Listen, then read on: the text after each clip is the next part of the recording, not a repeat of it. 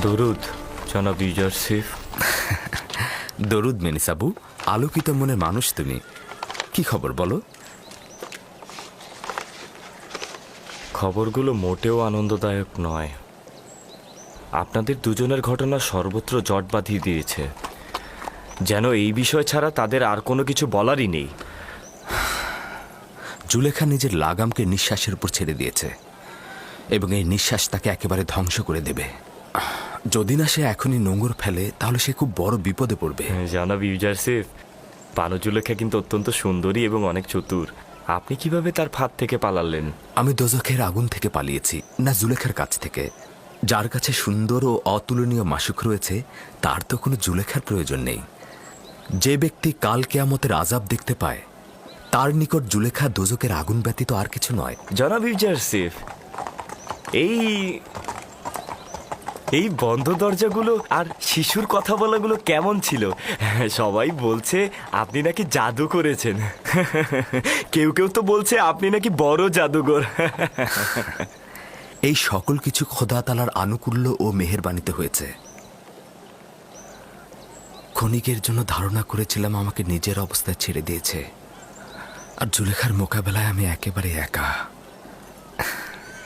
কিন্তু পরিষ্কার দেখতে পেলাম ক্ষণিকের জন্য উনি আমার থেকে গাফিল ছিলেন না, উপরন্তু সকল অবস্থায় হেফাজত করেছেন।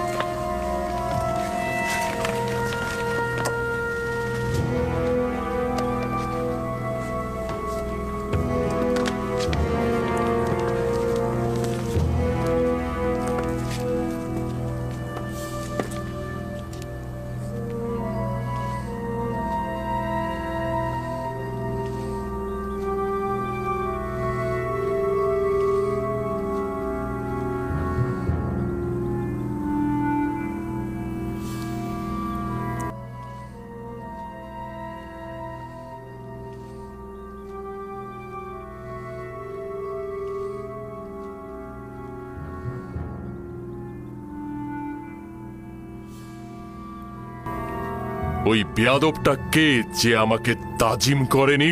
সেই তো ইউজারসিফ। তাহলে পুতিফার কোথায়?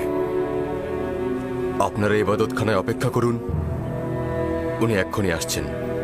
আসুন আলী জনাব।